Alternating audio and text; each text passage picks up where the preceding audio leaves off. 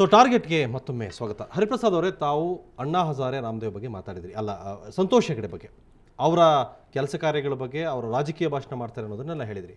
ಬಾಬಾ ರಾಮದೇವ್ ಒಬ್ಬ ಯೋಗ ಗುರು ಆಗಿದ್ಕೊಂಡು ಈ ದೇಶಾದ್ಯಂತ ಸುತ್ತಿ, ಅವರು ಕೂಡ ಒಬ್ಬ ಆಧ್ಯಾತ್ಮಿಕ ಸನ್ಯಾಸಿ ರೀತಿಯಲ್ಲಿರೋರು. ರಾಮಲೀಲಾ ಮೈದಾನದಲ್ಲಿ ಒಂದು ಸತ್ಯಾಗ್ರಹ ಮಾಡ್ತೀವಪ್ಪ, ಈ ರೀತಿ ಒಂದು ಮಾಡಬೇಕು ಅನ್ನೋದು ಒಂದು ಬೇಡಿಕೆ ಮುಂದಿಟ್ಟರು. ತಾವು ಕಾಂಗ್ರೆಸ್ ನೇತೃತ್ವ ಸರ್ಕಾರ ಒಂದು ಅಘೋಷಿತ ಎಮರ್ಜೆನ್ಸಿಯನ್ನೆಲ್ಲ ಹಾಕೋ ರೀತಿಯಲ್ಲಿ ನಡ್ಕೊಂಡಿದೆ. ಮಧ್ಯರಾತ್ರಿ ಅವ್ರನ್ನ ಅರೆಸ್ಟ್ ಮಾಡಿದ ರೀತಿ ಇದೆಲ್ಲ ಏನು? ಹಾಗಾದ್ರೆ ಯು ಪಿ ಎ ಸರ್ಕಾರ ಅಥವಾ ಕಾಂಗ್ರೆಸ್ ನಡ್ಕೋತಾ ಇರೋ ರೀತಿ ಎಲ್ಲ ಸರಿ ಅಂತ ಸಮರ್ಥಿಸ್ಕೋತೀರಾ? ಆಧ್ಯಾತ್ಮಿಕ ಗುರು ಅಂತೇಳಿ ನಾನು ಯಾವತ್ತೂ ಒಪ್ಕೊಳ್ಳೋದಿಲ್ಲ. ಯೋಗ ಟೀಚರ್ ಆಗಿ ಅವ್ರು ಮಾಡಬೇಕಾದಂಥ ಕೆಲಸ ಏನು ಅನ್ನೋದನ್ನು ಅವ್ರು ಯೋಚನೆ ಮಾಡಬೇಕಾಗಿತ್ತು. ಯಾಕೆ ಆಧ್ಯಾತ್ಮಿಕ ಗುರು ಒಪ್ಕೊಳ್ಳಲ್ಲ? ಏನು ಇಲ್ಲ, ಅವರು ಮಾಡ್ತಕ್ಕಂಥ ಭಾಷಣಗಳು ನೋಡಿದ್ರೆ ಅದು ಭೋಗಿಗಳ ಭಾಷಣ, ಯೋಗಿಗಳ ಭಾಷಣ ಅಲ್ಲ. ಅವ್ರು ಮಾಡ್ತಾ ಇರ್ತಕ್ಕಂಥ ವ್ಯಾಪಾರ ನೋಡಿದ್ರೆ ಅದು ಯೋಗಿಗಳ ವ್ಯಾಪಾರ ಅಲ್ಲ, ಭೋಗಿಗಳ ವ್ಯಾಪಾರ. ಇವ್ರಿಗೂ ಮತ್ತು ಒಬ್ಬ ಸಣ್ಣ ಪುಡಾರಿಗೂ ಏನು ವ್ಯತ್ಯಾಸ ಇಲ್ಲ. ಇವ್ರನ್ನ ಭೇಟಿ ಮಾಡಬೇಕು ಅಂದರೆ 1 ಲಕ್ಷ ರೂಪಾಯಿ, 1-to-1 ಮೀಟಿಂಗ್ ಮಾಡಬೇಕಂದ್ರೆ ಮೊದಲನೇ ಸಾಲಲ್ಲಿ ಇರಬೇಕಂದ್ರೆ 50,000 ರೂಪಾಯಿ, ಇವ್ರ ಜೊತೆ ಊಟ ಮಾಡಬೇಕಂದ್ರೆ 2 ಲಕ್ಷ ರೂಪಾಯಿ.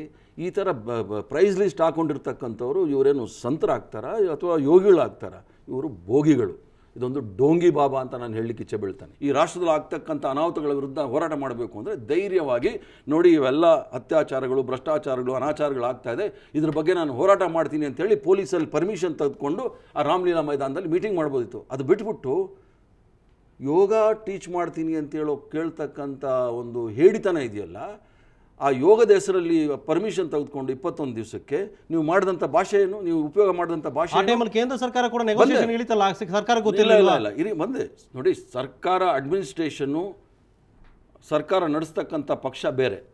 ಅಡ್ಮಿನಿಸ್ಟ್ರೇಷನಲ್ಲಿ ನೀವು ಯೋಗ ಅಂತೇಳಿ ತೆಗೆದುಕೊಂಡು ಅಲ್ಲಿ ಭ್ರಷ್ಟಾಚಾರಿಗಳಿಗೆ ಪಾಶಿ ಹಾಕಿ ಶಾಸ್ತ್ರ ಮತ್ತು ಶಸ್ತ್ರಾಸ್ತ್ರವನ್ನು ಉಪಯೋಗಿಸ್ತೀವಿ ಅಂತ ಹೇಳಿದ್ರಲ್ಲ, ಸುಪ್ರೀಂ ಕೋರ್ಟ್ ಇದನ್ನು ಕಾಗ್ನೈಸ್ ತಗೊಂಡು ಸುಮೋಟೋ ಅವ್ರ ಮೇಲೆ ಕೇಸ್ ಹಾಕಬೇಕು.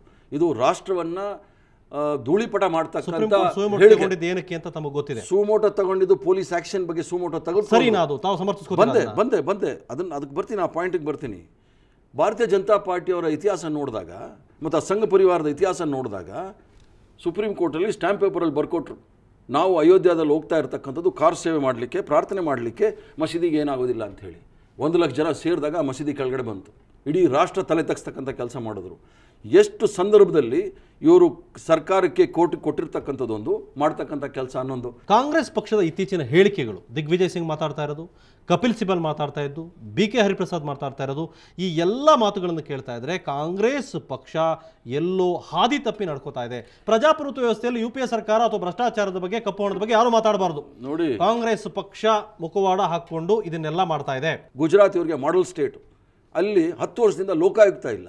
ಇವ್ರು ಯಾವ ಭ್ರಷ್ಟಾಚಾರದ ವಿರುದ್ಧ ಮಾತಾಡ್ತಾರೆ? ಇವ್ರಿಗೆ ಅಧಿಕಾರಕ್ಕೆ ಬರಬೇಕಾಗಿತ್ತು. ಭಾರತೀಯ ಜನತಾ ಪಾರ್ಟಿ ಅಜ್ಜ ಇದ್ದಾರಲ್ಲ, ಅವ್ರಿಗೆ ಭಾಳ ಅರ್ಜೆಂಟು ಪ್ರಧಾನಮಂತ್ರಿ ಆಗಬೇಕು ಅಂತ.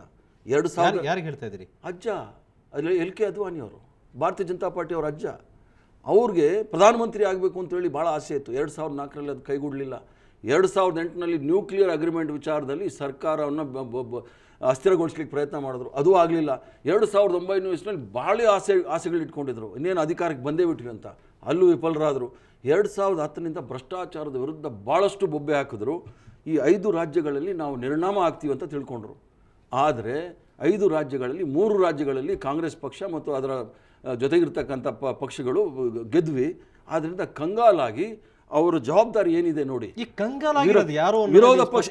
ವಿರೋಧ ಪಕ್ಷದ ನಾಯಕತ್ವದ ಅವರ ಜವಾಬ್ದಾರಿಯನ್ನು ನಿರ್ವಹಿಸಲಾಗದೆ ಕಂಗಾಲಾಗಿ ಔಟ್ಸೋರ್ಸ್ ಮಾಡಿದ್ದಾರೆ.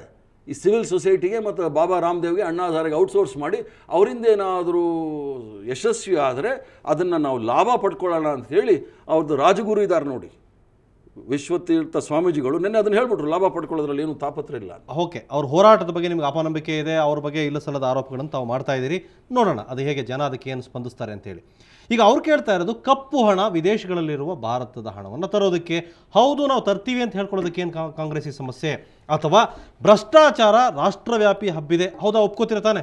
ಈ ದೇಶದಲ್ಲಿ ಭ್ರಷ್ಟಾಚಾರ ಇರೋದ್ರ ಬಗ್ಗೆ ಅದು ಸ್ವಾತಂತ್ರ್ಯ ಪೂರ್ವದಲ್ಲಿತ್ತು, ಅದು ಆ ಸ್ವಾತಂತ್ರ್ಯ ಸಿಕ್ಕಾದ ಮೇಲೆ ಅದು ಎಷ್ಟು ಪ್ರಮಾಣಕ್ಕೆ ಬೆಳೆದಿದೆ ಅನ್ನೋದು ಕೂಡ ಗೊತ್ತಿದೆ. ಅದಕ್ಕೊಂದು ಪರ್ಮನೆಂಟ್ ಇನ್ಸ್ಟಿಟ್ಯೂಷನ್ ಮಾಡಿ ಎಲ್ಲರೂ ಅದನ್ನು ಪರಿಮಿತಿಗೆ ತನ್ನಿ. ಈ ರಾಷ್ಟ್ರದ ಪ್ರಜೆಗಳಿಗೆ ಎಲ್ರಿಗೂ ಒಂದೇ ರೀತಿ ಕಾನೂನು ಇರಲಿ, ಭ್ರಷ್ಟರನ್ನ ನಿಯಂತ್ರಿಸೋಣ, ಉಳ್ಳವರಿಗೊಂದು ಕಾನೂನು ಇಲ್ಲದೇ ಇರೋರಿಗೊಂದು ಕಾನೂನು ಆಗಬಾರ್ದು ಅನ್ನೋದು ಅವರ ಉದ್ದೇಶ. ಅದಕ್ಕೆ ಸ್ಪಂದಿಸೋದಕ್ಕೆ UPA ಸರ್ಕಾರಕ್ಕೆ ಏನು ಸಮಸ್ಯೆ? ರಾಷ್ಟ್ರದ ಜನ ಇದನ್ನು ಕೇಳ್ತಾ ಇರೋದು. ಜನಸಾಮಾನ್ಯರು ಆರ್ಸ್ ಕಳಿಸಿದ್ದಾರೆ ನೋಡಿ, ಅವರ ಪ್ರತಿನಿಧಿಗಳು ಈ ವಿಚಾರಗಳನ್ನು ಲೋಕಸಭೆ ಮತ್ತು ವಿಧಾನಸಭೆಗಳಲ್ಲಿ ಮಾತನಾಡಿ ಇದಕ್ಕೆ ತಕ್ಕ ಒಂದು ಮಸೂದೆಯನ್ನು ತರಬೇಕು. ಅದಾಗ್ತಾ ಇಲ್ವೇ? ಇರಿ, ಆ ಜವಾಬ್ದಾರಿ ಸ್ಥಾನದಿಂದ ಅವರ ಜವಾಬ್ದಾರಿಯನ್ನು ತಪ್ಪಿಸ್ಕೊಳ್ತಾ ಇದ್ದಾರೆ ಈಗಿರ್ತಕ್ಕಂಥ ಅಪೋಸಿಷನ್ ಪಾರ್ಟಿಗಳು. ಅವ್ರ ಕೈಯಲ್ಲಿ ಮಾಡೋಕ್ಕಾಗ್ತಾ ಇಲ್ಲ, ಯಾಕಂದರೆ ಸ್ವತಃ ಭ್ರಷ್ಟರು. ಆದ್ದರಿಂದ ಏನು ಒಂದು ಬಾಬಾ ರಾಮದೇವ್ ಹೇಳಿದಾಗೆ ಅವ್ರಿಗೆ 1 ಕೋಟಿ ಜನಕ್ಕೆ ಟ್ರೀಟ್ಮೆಂಟ್ ಕೊಟ್ಟಿದ್ದಾರೆ, 10 ಕೋಟಿ ಫಾಲೋಯಿಂಗ್ ಇದೆ, 100 ಕೋಟಿ ಜನ ಅವ್ರ ಹಿಂದೆ ಬರ್ತಾರೆ ಅನ್ನೋದಿದ್ದರೆ ಭಾರತೀಯ ಜನತಾ ಪಾರ್ಟಿ ಅಧ್ಯಕ್ಷರಾಗಲಿ, ಇಲ್ಲಾಂದ್ರೆ ಸ್ವತಃ ಅದು ಯಾವುದೋ ಒಂದು ಸಂಸ್ಥೆ ಮಾಡಿದ್ದಾರೆ ಅದರ ಅಧ್ಯಕ್ಷ ಆಗಿಬಿಟ್ಟು ಬರೋ ಚುನಾವಣೆ ನಿಂತುಬಿಟ್ಟು ಕಾಂಗ್ರೆಸ್ ಪಕ್ಷನ ಧೂಳಿಪಟ ಮಾಡಲಿ. ಸೊ ಹಾಗಾದರೆ ಇವ್ರು ನಡೆಸ್ತಾ ಇರೋ ಹೋರಾಟನ ತಾವು ಬ್ಲ್ಯಾಕ್ ಮೇಲ್ ಅಂತೀರಿ?